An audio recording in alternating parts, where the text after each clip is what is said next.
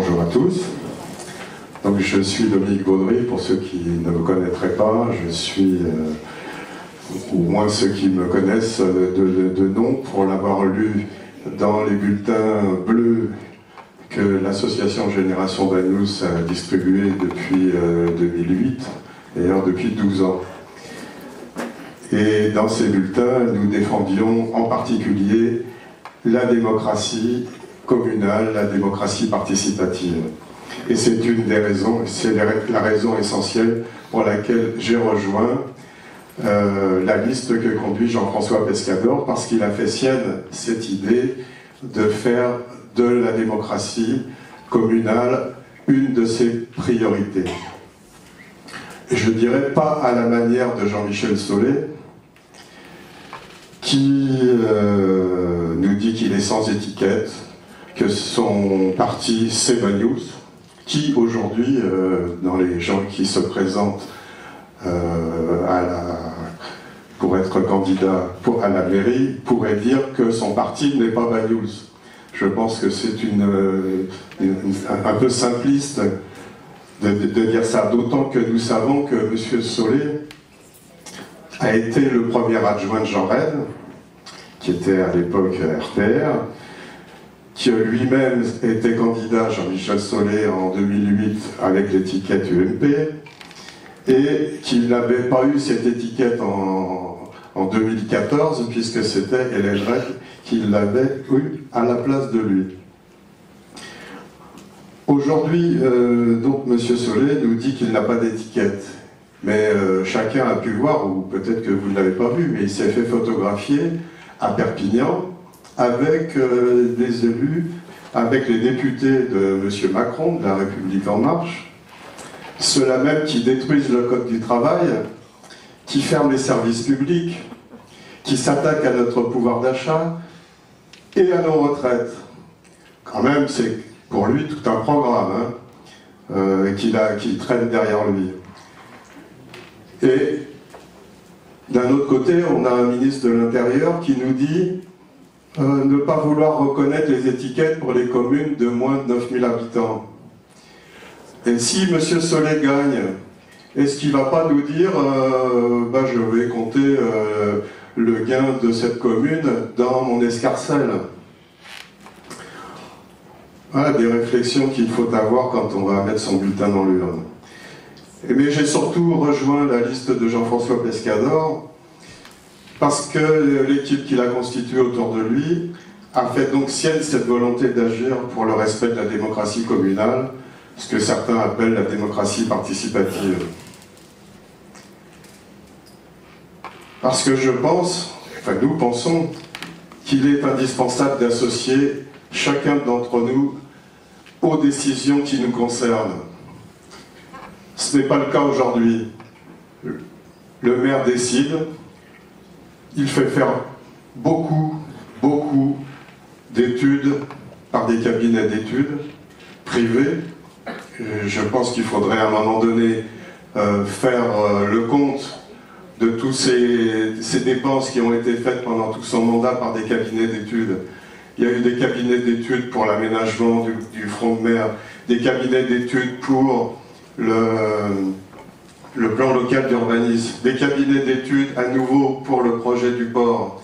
Et tout ça, croyez-moi que ce sont des dépenses très importantes. Au mieux, il les présente au conseil municipal. Ceux qui ont assisté au conseil municipal ou qui regardent les vidéos de Banous Info, vous pouvez voir que les séances du conseil municipal, maintenant, ce sont que de simples chambres d'enregistrement. Et ensuite, on passe à leur mise en œuvre. On les présente au mieux à la population. Les présenter à la population. Présenter ne veut pas dire consulter. Consulter, ça a un autre sens. Ça vous rappelle rien, ça? C'est notre petit Jupiter à nous, qui décide et organise des débats, fût-il de grands débats, et ensuite les décisions sont prises ailleurs. Ce que je souhaite, et avec moi les membres de la liste Banous Avenir Citoyen, c'est que les habitants de Banyuls soient consultés sur les grands projets du village, ce qui demande notamment des financements publics importants, qui concernent donc tous les contribuables et donc tous les Banyulinques. Donc après les 6 années de Jean-Michel Solé, Banyuls a besoin de créer une nouvelle relation entre la municipalité, la population et les forces vives, notamment les associations.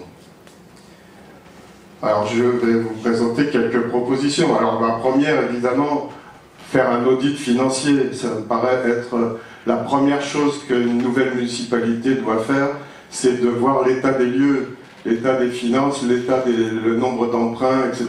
et de voir si la commune n'est pas endettée, parce que si d'aventure, et je l'espère, nous gagnons cette élection, nous aurons des dépenses à faire, et donc ces dépenses, il faudra voir dans quelle mesure elles peuvent être réalisées si le maire nous laisse une ardoise importante. Donc première chose, faire un audit financier et aussi un audit des biens appartenant à la commune et publier ces résultats à toute la population, pas simplement le réserver à quelques élus du conseil municipal, mais toute la population doit savoir ce qui est dessiné par cet audit. Ensuite, un des premiers points qu'il faut mettre en avant, c'est consulter par référendum, et pas uniquement informer, la population sur tous les grands projets de la commune, notamment tous ceux qui ont, dont je disais tout à l'heure, une forte implication sur le budget communal. Par exemple, quand on refait un aménagement de front de mer, il aurait été de bon ton que la population soit consultée en leur disant voilà, ça va nous coûter 3 millions d'euros, est-ce que vous êtes d'accord? Et que la population soit associée à ce projet. Ensuite, nous voulons mettre en place des commissions extra-municipales, notamment dans la viticulture, la culture, le social, pour élaborer avec les élus les projets spécifiques qui seront soumis ensuite au conseil municipal. Nous voulons réserver une partie du budget communal pour un budget participatif, c'est-à-dire que la population soit partie prenante au moins d'une partie du budget.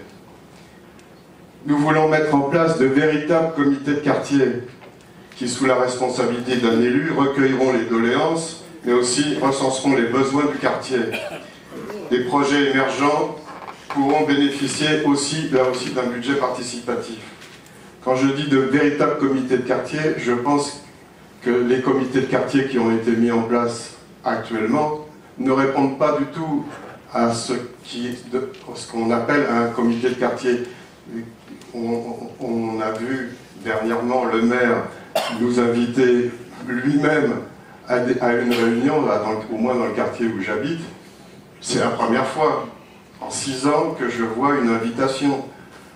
Avant, il y a des gens qui se sont dit « je suis membre du comité de quartier », mais jamais ils n'ont été au devant de la population pour leur dire « je vais faire une réunion », ce que ça intéresse, évidemment, peut-être que des gens ne veulent pas y participer, mais ceux qui veulent, ceux qui sont prêts à s'associer, eh bien, ils ne sont pas invités, et ensuite, ces représentants se réunissent avec le maire et disent « on a fait des comités de quartier ». Non, c'est pas pour nous, ce n'est pas ça.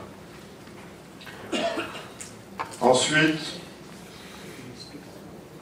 évidemment, nous comptons soutenir l'action des associations et les manifestations qu'elles animent, la fête des vendanges, la fête de l'orange, le flamenco, la fête africaine, la fête catalane, la randonnée, etc. Je ne vais pas les énumérer toutes, mais il faut continuer à défendre l'action des associations parce que ce sont les associations qui font vivre la commune.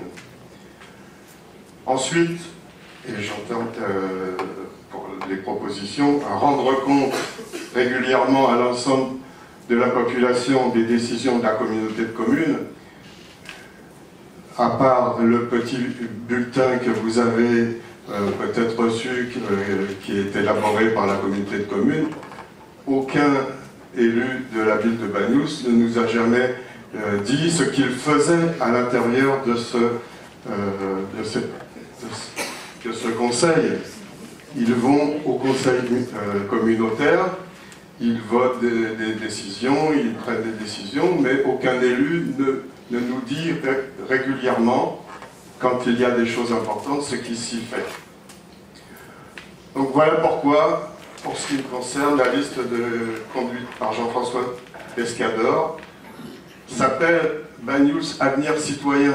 Le mot citoyen est à l'honneur, car la plus grande richesse de notre village, ce sont ses habitants, qu'ils doivent être considérés comme des personnes capables de comprendre la complexité des dossiers, qu'ils peuvent comprendre que des priorités peuvent être données à des dossiers, qu'ils peuvent être associés aux grandes décisions, et surtout qu'ils doivent être consultés sur les projets qui les concernent. Je vous remercie.